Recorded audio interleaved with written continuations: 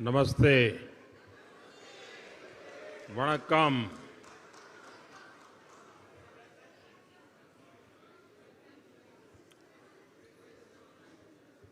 आप सबको नमस्कार।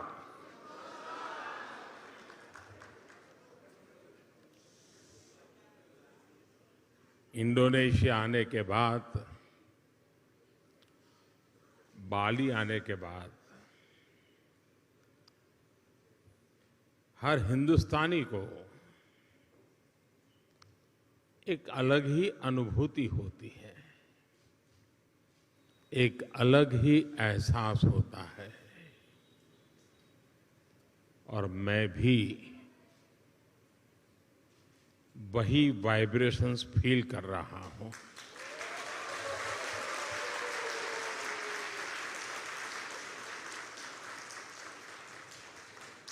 जिस जगह के साथ भारत का हजारों वर्षों का रिश्ता रहा हो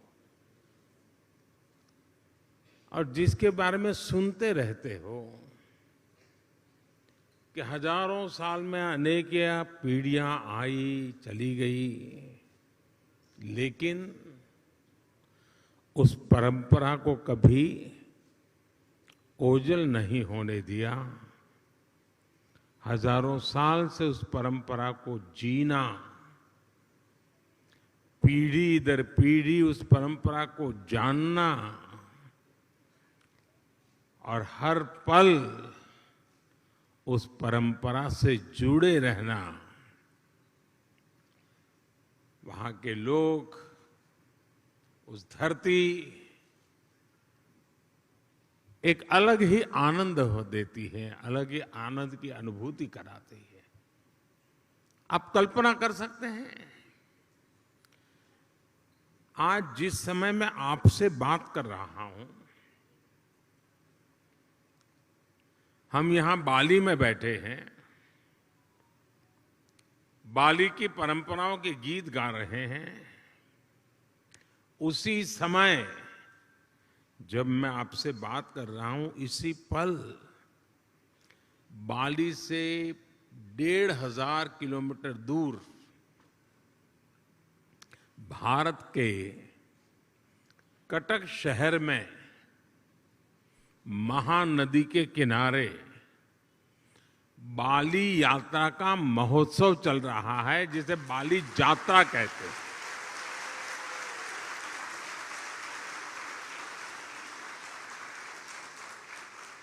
और ये बाली यात्रा है क्या? ये महोत्सव भारत और इंडोनेशिया के बीच हजारों वर्षों के ट्रेड रिलेशंस को सेलिब्रेट करता है। इंडोनेशिया के लोग इस बार की बाली यात्रा के फोटो इंटरनेट पर देखेंगे तो उन्हें वाकई गर्व होगा, आनंद होगा, उत्साह से भर जाएंगे। और कई वर्षों बाद, बीच में कोरोना के कारण जो दिक्कतें आई, उसके कारण कुछ रुकावटें आई थी, और अब कई वर्षों बाद बाली यात्रा, ये महोत्सव उड़ीसा में बहुत ही बड़े स्केल पर भव्यता के साथ, दिव्यता के साथ, लाखों लोगों की भागीदारी के साथ, मास पार्टिसिपेशन के साथ अभी मनाया जा रहा है।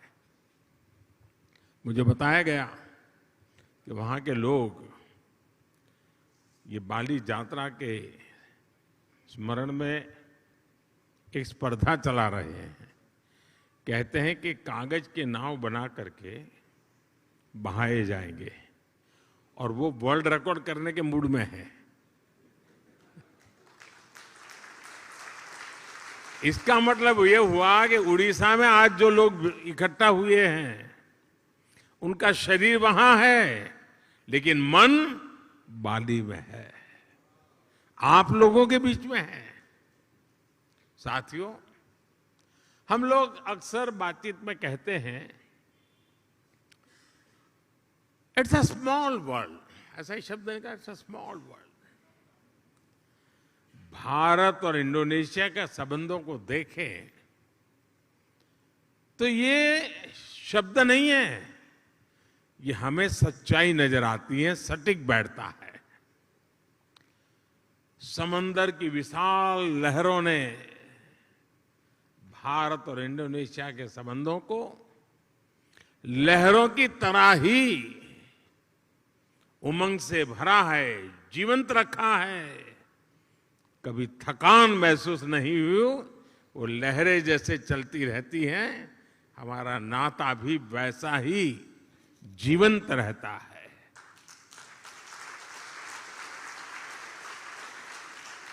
एक समय था जब कलिंग, मेदांग जैसे साम्राज्यों के माध्यम से भारत का दर्शन, भारत की संस्कृति इंडोनेशिया की धरती तक पहुंची।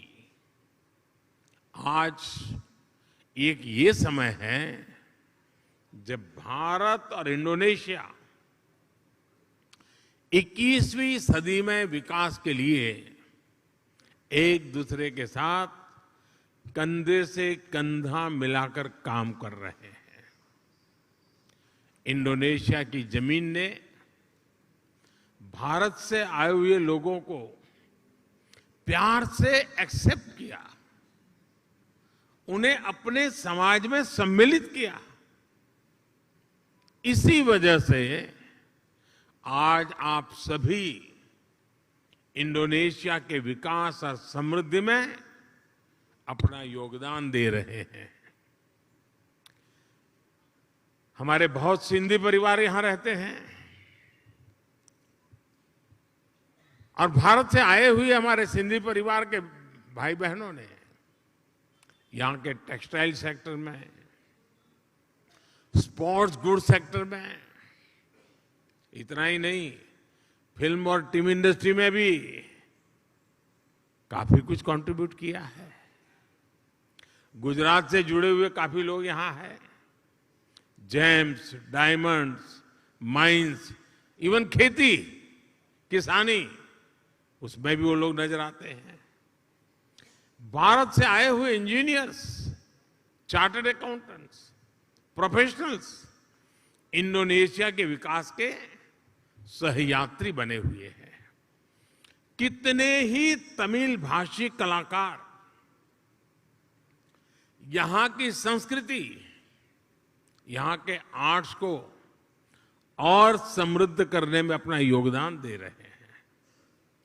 मुझे याद है जब 3-4 साल पहले इंडोनेशिया के बप्पा नयोमान न्यू आर्टाजी को भारत ने पद्मश्री से सम्मानित किया था, उस समय भारत का राष्ट्रपति भवन तालियों की गड़गड़ाहट से गूंजता ही रहता था। उनकी बनाई कलाकृति गरुड़ विष्णु केनकाना का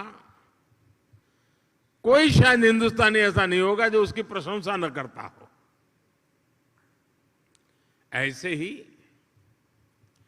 इंडोनेशिया के वायन दिव्या और आगोस इंदिरा उदयन जी, उनको जब पद्म सम्मान मिला था तो मुझे उनके बारे में काफी कुछ जानने का, निर्णय करने से पहले मुझे काफी कुछ उनके विषय में जानने का मौका मिला।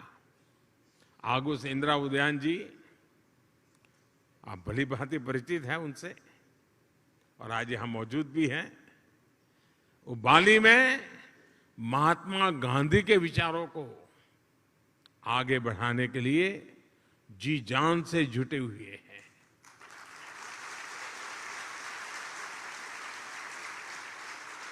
मैंने कहीं उनका एक इंटरव्यू देखा था, उसमें वो कह रहे थे कि भारत की सबसे बड़ी विशेषता अतिथि देवो भव की है। यानी अतिथि देवो भव, ये भावना जो है, ये हर भारतीय के रगों में है। अपनत्व का ये भाव प्रकट होता है। मुझे इंटरव्यू पढ़ के अच्छा लगा, लेकिन मुझे एक ही बात और भी बतानी चाहिए। अपनत्व के विषय में भारत की तारीफ हो रही होगी, लेकिन इंडोनेशिया के इंटरव्यू पढ़ के अच्छा लगा, लेकिन मुझे एक ही बात और भी बतानी चाहिए। अपनत्व के विषय में भारत की तारीफ हो रही होगी, लेकिन इंडोनेशिया के लोगों का भी अपनत्व कम नहीं है।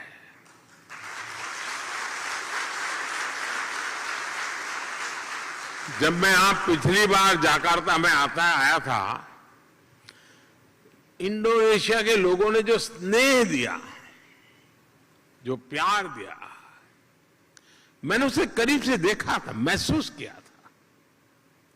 इतना मान, सम्मान, प्यार, स्नेह, अपनापन, क्या कुछ नहीं था। और मुझे याद है, राष्ट्रपति जोको विडोडो जी के साथ पतंग उड़ाने में मुझे जो मजा आया था, हम दोनों पतंग उड़ाने चले गए थे, वो अद्भुत था। और मेरी तो गुजरात में संक्रांति पर पतंग उड़ाने की बड़ी ट्रेनिंग रही है। और मुझे पता है, यहां इंडोनेशिया में भी संक्रांति पर खूब पतंग उड़ाई जाती है। यहां पास में, और ऐसा नहीं है कि भारत और इंडोनेशिया का साथ सिर्फ सुख का है, आनंद का है, अच्छा है तब नाता है, ऐसा नहीं है। हम सुख दुख के साथी हैं। अगर सुख में साथी हैं तो हम दुख में भी उतने ही साथी हैं। हम सुख दुख में एक दूसरे के सुख दुख को बांटने वाले लोग हैं। जब 2018 में इंडोनेशिया में इतना बड़ा भूकंप आया, तो भारत ने तुरंत ऑपरेशन समुद्र मैत्री शुरू किया था। इसलिए ही उस साल में जकार्ता आया था, और तब मैंने एक बात कही थी। मैंने कहा था कि भारत और इंडोनेशिया में 90 नॉटिकल मील का फासला भले हो, लेकिन हकीकत तो ये है, हम 90 नॉटिकल मील दूर नहीं है, हम 90 नॉटिकल मील पास है।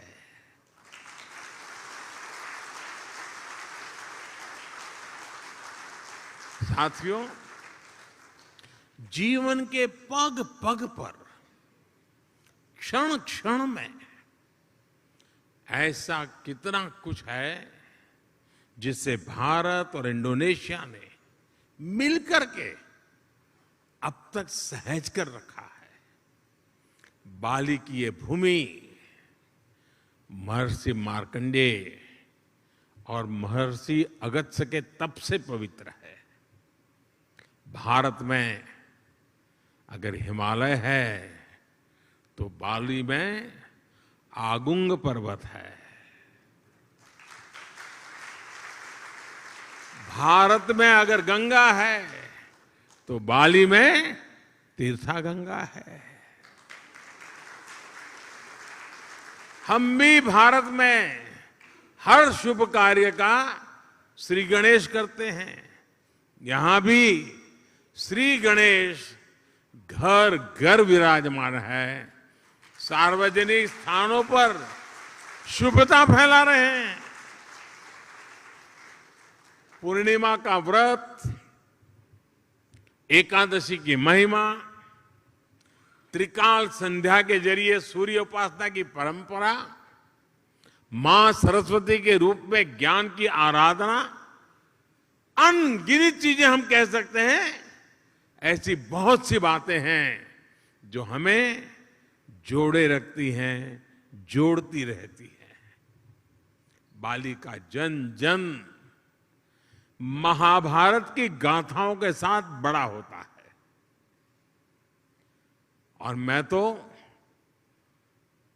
द्वारकाधीश भगवान कृष्ण की धरती गुजरात से यहां पला बड़ा हूं। मेरा तो जीवन वहीं बीता हुआ है। बाली के लोगों की जैसी आस्था महाभारत के लिए है, भारत में लोगों की वैसी आत्मीयता बाली के लोगों के लिए भी है।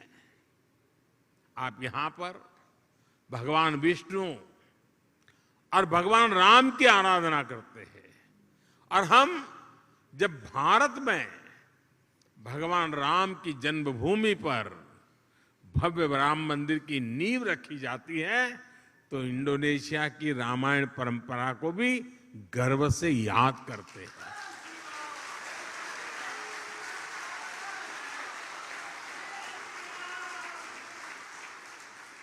कुछ साल पहले जब भारत में रामायण फेस्टिवल का आयोजन हुआ था, तो इंडोनेशिया के भी कई कलाकार, यहां से कई कलावृंद भारत आए थे, और अहमदाबाद में, हैदराबाद में, लखनऊ में, अनेक शहरों में वो अपना कार्यक्रम करते करते वो अयोध्या आए थे। उनका आखिरी समापन कार्यक्रम अयोध्या में हुआ था और बहुत वाहवाही हुई थी। हिंदुस्तान में जहां गए अखबार भरे पड़े रहते थे। भाई और बहनों, बाली में ऐसा शायद ही कोई व्यक्ति होगा जिसकी अभिलाषा नहीं होगी कि अपने जीवन में एक बार अयोध्या या द्वारिका के दर्शन न करे, ऐसा शायद कोई भी इंसान नहीं होगा। भारत में भी लोग प्रम्बानन मंदिर और गरुड़ विष्णु केनकाना की भव्य प्रतिमा के दर्शन करने के लिए बहुत ही इच्छुक रहते हैं। कोरोना काल से पहले एक साल में ही 5 लाख से ज्यादा भारतीयों का अकेले बाली आना ही इसकी गवाही देता है। साथियों, जब विरासत साझा होती है, जब मानवता के प्रति आस्था समान होती है, तो प्रगति के लिए भी समान रास्ते बनते जाते हैं। कुछ महीने पहले ही 15 अगस्त को भारत ने अपनी स्वतंत्रता के 75 साल पूरे किए हैं। इंडोनेशिया का इंडिपेंडेंस डे भारत के स्वतंत्रता दिवस के 2 दिन बाद 17 अगस्त को आता है, लेकिन इंडोनेशिया को भारत से 2 साल पहले स्वतंत्र होने का सौभाग्य मिला हुआ था।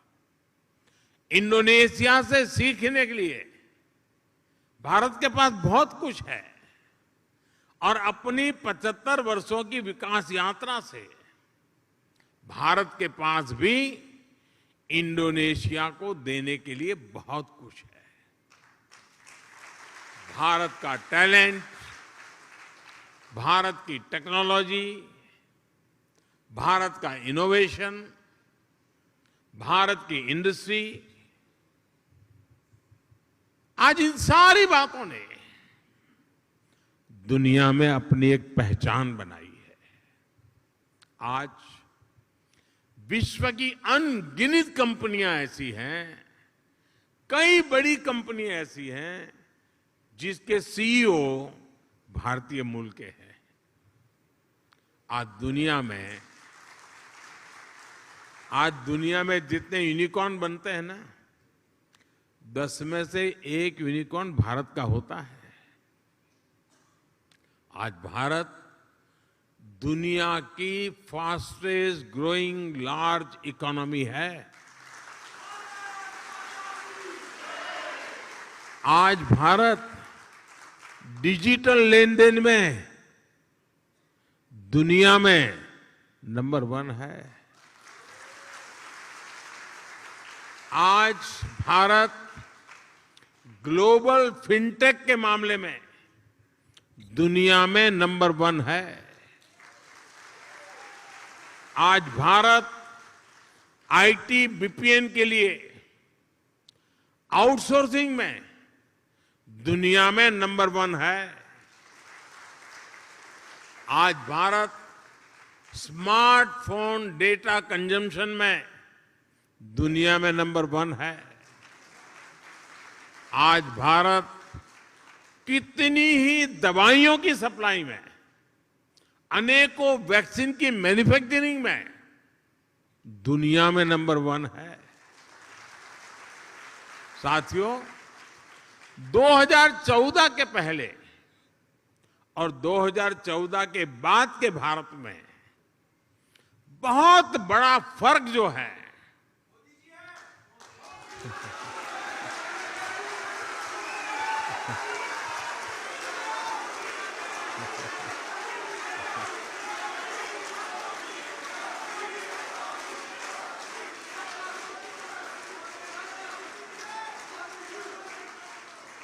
वो जो बहुत बड़ा फर्क है वो मोदी नहीं है, वो बहुत बड़ा फर्क है स्पीड और स्केल में। आज भारत अभूतपूर्व स्पीड पर काम कर रहा है और अप्रत्याशित स्केल पर काम कर रहा है। अब भारत छोटा सोचता ही नहीं है।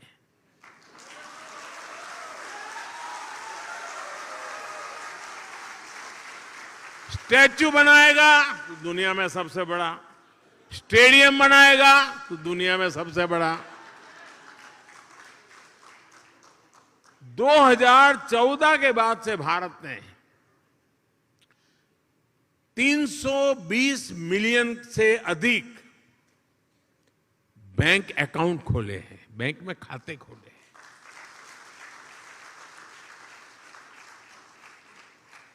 इसका मतलब ये हुआ कि अमेरिका की कुल जनसंख्या जितनी है उतने हमने बैंक खाते खोले हैं।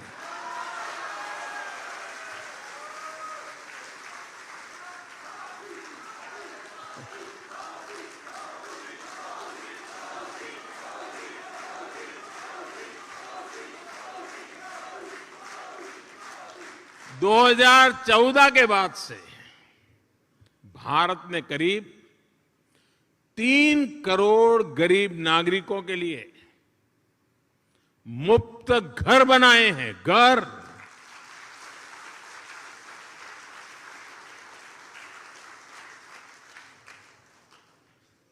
और घर ऐसे नहीं बनता है, जब घर मिल जाता है ना तो इंसान रातों रात लखपति बन जाता है।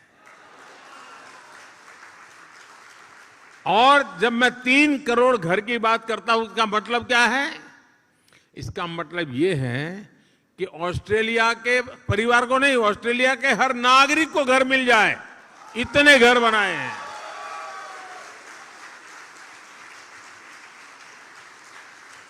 पिछले 7-8 साल में भारत ने 55,000 किलोमीटर, 55,000 किलोमीटर नेशनल हाईवे बनाए हैं। यानी स्केल बता रहा हूं मैं, पूरी धरती के लगभग 1.5 चक्कर लगाने के बराबर है।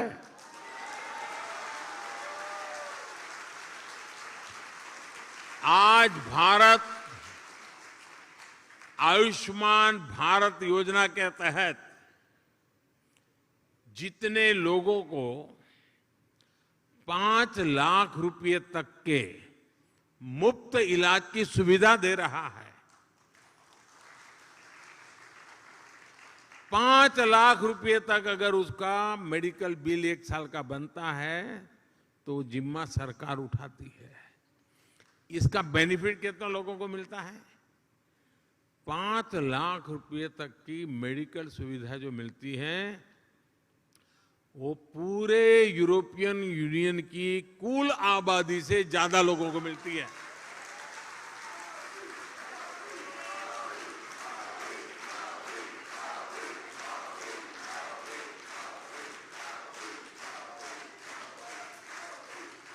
कोरोना काल में भारत ने जितनी वैक्सीन डोज अपने नागरिकों को लगाई और मुफ्त में लगाई, वो जो वैक्सीन डोज है ना, उसकी अगर मैं संख्या का हिसाब लगाऊं तो अमेरिका और यूरोपियन यूनियन, उन दोनों की कुल आबादी जो है उससे 2.5 गुना ज्यादा डोज हमने हिंदुस्तान में लगाए।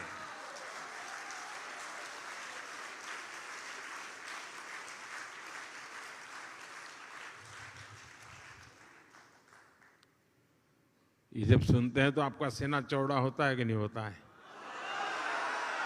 आपको गर्व होता है कि नहीं होता है? आपका माथा ऊंचा होता है कि नहीं होता है? और इसलिए मैं कहता हूं कि भारत बदला है। साथियों, आज का भारत अपनी विरासत पर गर्व करते हुए, अपनी विरासत को समृद्ध करते हुए, जड़ों से जुड़े रह करके आसमान छूने के लक्ष्य के साथ विकसित भारत बनाने के लक्ष्य को लेकर के अब निकल पड़ा है।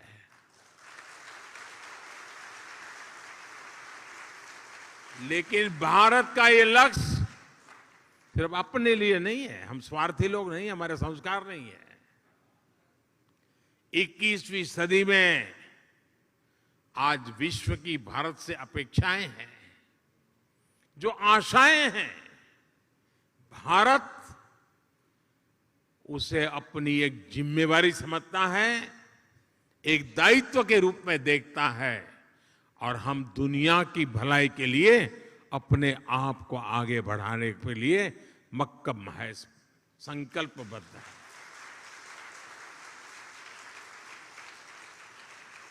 आज अपने विकास के लिए भारत जब अमृत काल का रोडमैप तैयार करता है, तो उसमें दुनिया की आर्थिक राजनीतिक आकांक्षाओं का भी समावेश है।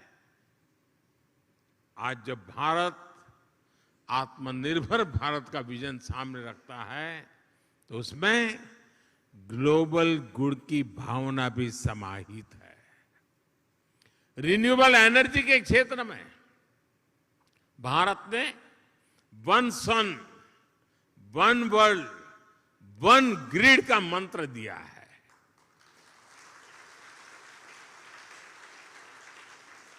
वैश्विक स्वास्थ्य को मजबूत करने के लिए भारत ने वन अर्थ, वन हेल्थ, इसका अभियान चलाया है। क्लाइमेट चेंज जैसी चुनौती से निपटने के लिए, और जो आइलैंड कंट्रीज होते हैं उनके लिए तो भारत एक वरदान के रूप में काम कर रहा है।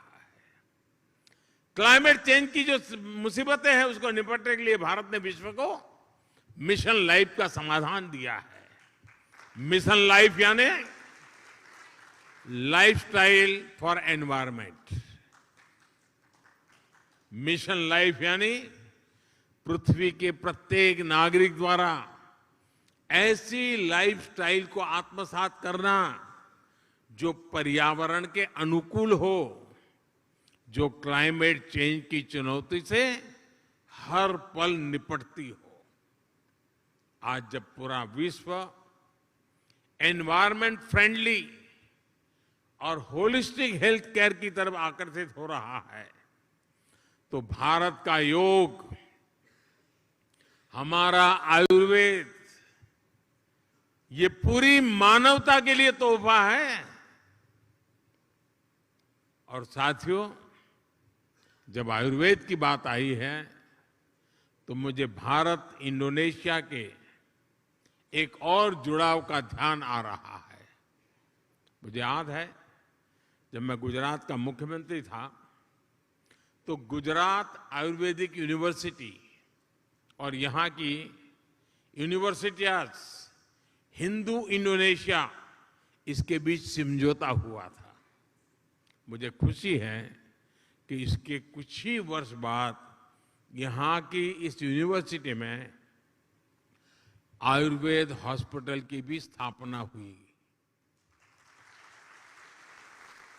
साथियों, वसुधैव कुटुंबकम यानी पूरे विश्व को एक परिवार मानने की भारत की यही भावना, यही संस्कार विश्व कल्याण का मार्ग प्रशस्त करते हैं। कोरोना काल में हमने देखा है, भारत ने दवाइयों से लेकर वैक्सीन तक जरूरी संसाधनों के लिए आत्मनिर्भरता हासिल की और उसका लाभ पूरी दुनिया को मिला। भारत की सामर्थ्य ने कितने ही देशों के लिए एक सुरक्षा कवच का काम किया। इंडोनेशिया जैसे हमारे पड़ोसी और मित्र देशों के लिए हम विशेष रूप से कंधे से कंधा मिलाकर खड़े हुए। इसी तरह आज भारत अंतरिक्ष में, स्पेस के क्षेत्र में प्रमुख वैश्विक महाशक्ति के रूप में उभर रहा है, तो उसका लाभ साउथ एशियन देशों को विशेष रूप से मिल रहा है। रक्षा के क्षेत्र में भी जो भारत दशकों तक केवल विदेशी आयात पर निर्भर था, वो आज अपनी क्षमताएं बढ़ा रहा है। ब्रह्मोस मिसाइल हो या तेजस फाइटर प्लेन, इनका आकर्षण विश्व में लगातार बढ़ रहा है। आज भारत बड़े लक्ष्य तय कर रहा है और उन्हें प्राप्त करने के लिए भी पूरी मेहनत कर रहा है। संकल्प से सिद्धि का यही मंत्र आज 21वीं सदी के नए भारत की प्रेरणा बना हुआ है। आज इस अवसर पर मैं आप सबको अगले प्रवासी भारतीय सम्मेलन के लिए भी निमंत्रण देता हूं। जनवरी महीने में 9 जनवरी को ये कार्यक्रम होता है। इस बार ये आयोजन मध्य प्रदेश के इंदौर में होगा और इंदौर वो नगर है जो पिछले 5-6 बार से देश में स्वच्छ शहर के नाम पर हिंदुस्तान में नंबर 1 रहता है।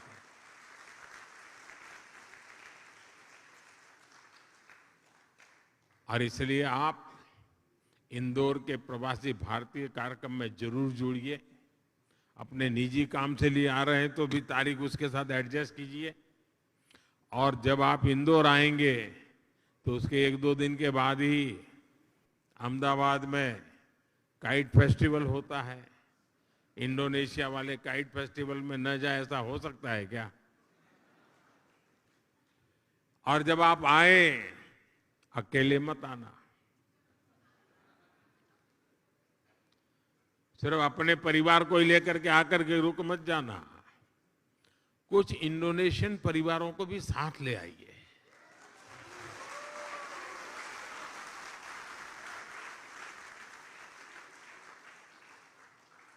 मुझे विश्वास है भारत और इंडोनेशिया के संबंधों को मजबूत करने में आपका सहयोग और सक्रिय योगदान निरंतर बना रहेगा। आप सब पूरी मेहनत से आपकी इस कर्मभूमि के कल्याण के लिए, आपकी इस कर्मभूमि में जितना ज्यादा योगदान दे सके देते ही रहेंगे। ये भारत के संस्कार है और देने भी चाहिए, ये हमारा दायित्व बनता है। और मैं देख रहा हूं हमारे बोहरा समाज के बहुत साथी यहां आए हैं और ये मेरा सौभाग्य रहा है कि सैयदना साहब के साथ मेरा बड़ा निकट संबंध रहा है। मुझे बहुत प्रसन्नता होती है, दुनिया में कहीं पर भी जाओ, कोई मिले या न मिले, मेरे बोहरा परिवार के लोग तो आएंगे ही।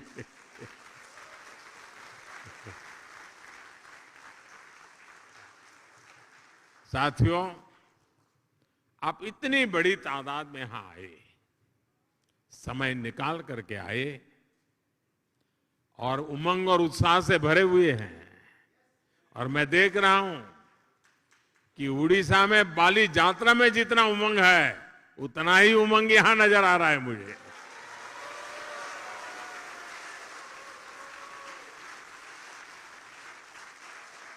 आपके इस प्यार के लिए, आपके इस स्नेह के लिए, भारत के प्रति आपकी ये श्रद्धा के लिए हृदय से आपका बहुत बहुत धन्यवाद करता हूं। अनेक अनेक शुभकामनाएं देता हूं। धन्यवाद साथियों।